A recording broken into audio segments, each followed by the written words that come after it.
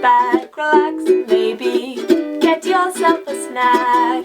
Me and you gonna have a little chat about books. Hey guys, I am here today to talk about 3 excellent fantasy books that I think you should definitely read. 2 of these are follow-on books and 1 is the first in a series, so I'm going to start off with the first in a series, and that is Age of Assassins by R.J. Barker, which I really need to buy a copy of for my shelf because I really enjoyed it. But I read this on my Kindle and on audiobook, so I would definitely recommend audiobook. I really loved the narrator for this. I thought he did a fantastic job of doing all the characters' voices and really bringing them to life. The tone of voice that R.J. Barker comes with is just excellent. This follows a young boy called Girton Clubfoot and his master, who is an assassin. She is training him over the years to become an assassin too, and we follow Girton and his master as they go to a city where there is a palace and there is a queen there and her son, and she believes that her son is under threat, so she employs Girton and his master to hopefully stop another assassin. To stop an assassin, you need to hire an assassin is the sort of tagline for this. It's really fun, like super duper fun. What I loved about this was the light-heartedness, the emotional connection I got to the characters. It's quite short, but it manages to do an awful lot in a short amount of pages, and the characters feel really real and genuine because of the way it's written.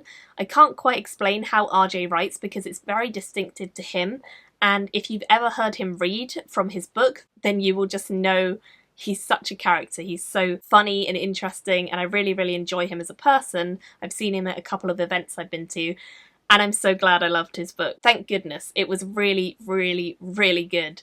So it's the first in a series. It follows this young boy and his master, and it follows them mostly set in this castle when they're trying to hunt down this assassin who's supposedly after the prince. They get into all sorts of mischief whilst they're there. Girton ends up having to tell secrets that he never intended to tell. He ends up having to betray people and also to promise them things. He falls in love. There's so much that happens in this book, and yet it all felt really nicely paced. It felt like it was just a story that was cruising along and that you were just sitting there as a reader enjoying, and I can't quite explain how it does that, but it gives me vibes of Locke Lamora and Michael J. Sullivan, those kinds of authors. I think you would like this one a lot. The story itself is told in 2 ways. We actually have the present day storyline of them in the castle, and then we also have flashbacks which go through from sort of very early childhood of Girton up to present day, and we get flashbacks to different events that have kind of shaped him and different things that might be important for the story. I liked it a lot. I thought it was done really well with the different flashbacks coming at the right time, and it didn't feel like it was chunky, and it didn't feel like it was broken up. It felt very natural and easy to read, which I like. The simplicity of the writing in this is so effective. Some of the metaphors and synonyms that he was using are really simple things, but they just worked. They just made me smile because I was like, yes, that totally is how that thing would be. So one of the examples I really enjoy that happens quite early in the book is it was as though he thought they were like sacks of grain rather than like sacks of boys. And that description of like sacks of boys just makes me really laugh. I don't know what it is, it's just the charm of it. It worked so well. So that's the sort of thing that you have a lot of in this book. There is magic in this world. We actually see that in the form of these giant epic great reindeer-like crossed with lizards hairy mounts. They're called mounts. They're quite strange creatures from the sounds of it. They're kind of like an amalgamation of loads of different animals, and they sound super weird, and I don't know what one would look like if it was actually drawn, but they are definitely magical, that's for sure. The story had a real sense of character to it. It had a real sense of drive. It was quite fast. It was easy to get into. I really liked it a lot, and I'll certainly be picking up the second book, which I think comes out fairly soon actually. I think they're releasing this one quite quickly, so I'm really looking forward to seeing the next book come out, and I'm definitely going to be following his work from now on because it was just so good. 4.5 stars for that one from me. I loved it. It was just so much fun. Age of Swords, which is the second book in the Legends of the First Empire series by Michael J. Sullivan. I really enjoy Michael J. Sullivan's Hadrian and Royce series, and this is set in the same world as the Rieria books, but it's set hundreds of years before, kind of like the beginning of this world. And in this world, or this time period, we have a couple of different races, very much derived from Tolkien. So we have like men and dwarves and elves, and we have giants and demons as well. There's a lot of classic tropes that are employed in this series. I do feel like this is a much more classic series than his Rieria books are, which feel a bit more sword and sorcery. This is a lot more classic fantasy, but what I like about it is that even though it does have that classic undertone to it and it does play on many of the sort of characteristics of fantasy, it actually does so in a very original new way. I really enjoy the characters in this book. I think that in this book particularly, we started seeing a lot more of the different types of people in the world, the different dwarves in particular. We focus on them a lot more in this book than we did in the previous, and I really liked sort of understanding their culture in terms of this fantasy world specifically, and how they interacted with the men and the other people of the world, and how they learned to trade and how they go on this big adventure.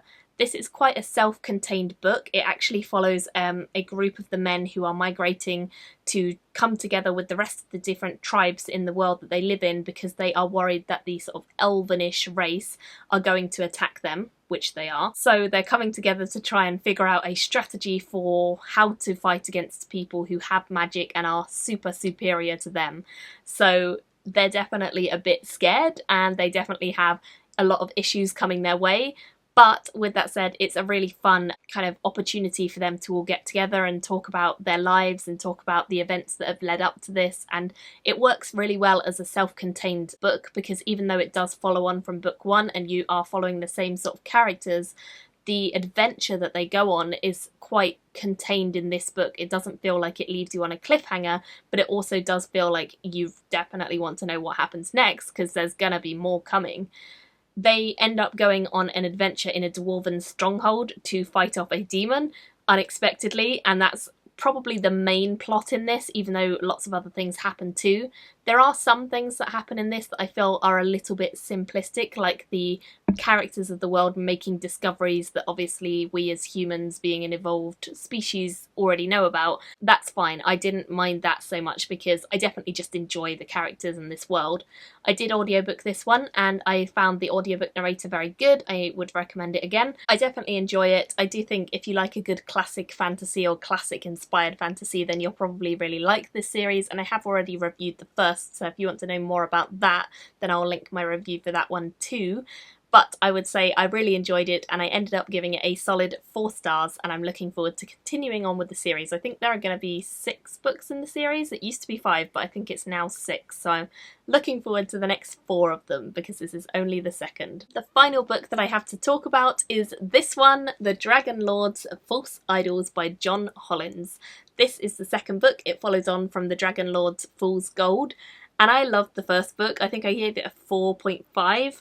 Really enjoyed it, but this second book surpassed it in my opinion. It was just so fun and I loved it. It follows on from the same characters in the same world, but it's set about 12 months after the ending of book 1, and in book 1 it's all about a heist. It's like a big old heist from a dragon. The dragons in this world are distinctly evil. They are not the sort of people you would ever want to cross. They are very evil. I mean, look at that. I mean, you wouldn't want to meet that guy. He is nasty looking. So yeah, they're pretty mean, and they rule over various parts of the world, and in this story we see the dragons kind of forming a very cohesive attack, which they've never done before. They are all gathering followers and trying to turn people away from the old gods of the world, and if the old gods do not have enough people worshipping them, they will die and the dragons will become new gods. So that is not ideal, because dragons are very evil and very oppressive, and they are not the sort of people you want in command of you, let alone as your gods. There are a couple of people who we followed in book number 1. We have Letty and Balor, who are 2 of my favourite characters. Letty is a complete badass. She's so fun and has a pretty sharp tongue too. And then Balor is a sort of lizard man, I'd say. He's really funny. He's a foreigner. He's a barbarian character. He plays on that trope a lot. He's very entertaining to read about. He really is one of my favourite characters. He's just so entertaining throughout the entire book, and they have a really good relationship, the 2 of them. They're quite good friends and they really bounce off one another well with the humour in the book, even at the most inappropriate of moments. It's really fun. We also have Will, who is a sort of farmhand turned into mastermind of plans. He gets involved in the first book by chance completely and ends up being a large part of the plan to save everyone. and that is no real different in here. He's exactly the same, sort of thrown into the adventure, a bit lost through it all, but muddles his way through.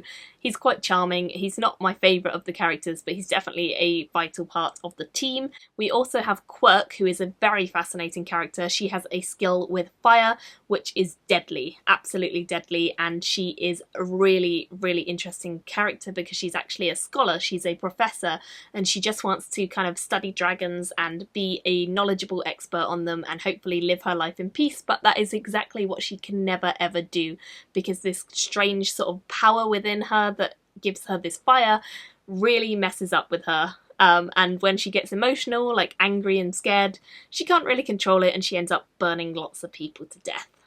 Which is a bit of a problem, but makes for some interesting scenes, that's for sure. And then we also have a new character who is her friend in this. She was a very interesting addition to the plotline. We meet some of the gods later on in the story, which I didn't anticipate, but I really enjoyed. It's so much fun. There's lots of surprises, there's lots of hilarity and banter that's really good fun. It is quite crude, this series, but it works for me perfectly, and I find it so light and enjoyable. And I would say again, it's kind of a similar vein to Age of Assassins, where they're both quite light and fun, but this one I liked a tiny bit more, probably because it's the second book and I already have the characters established and it was just such a strong continuation. The first book in this series feels like it's quite a small scale heist. The second book feels like it's really high stakes, and the third book is going to be even higher stakes. I didn't know how he was going to get higher, but he definitely is. Assuming there is a third. The ending leads me to believe there's a third. I don't think it's been announced there will be, but I feel like the ending leads me to think there will be. So hopefully there will be. But yeah, really damn good. I really, really enjoyed it, and I ended up giving it a 5 stars. It was just pretty perfect for me. It was a light, fun, amazing, silly, witty, just charming, but absolutely crazy story with a lot of things I didn't anticipate happening and a lot of surprises and moments that I just grinned like an idiot whilst I was at work listening to the audiobook. So that's a good sign. I loved it. I would recommend all 3 of these very, very highly though. Do let me know in the comments if you've read any of the ones I've just spoken about, which one sounds the most interesting to you, and thank you all for watching. I will see you very soon in my next video. Bye guys! Thank you for watching my video today. Go pick up a book, then come back and chat with me again.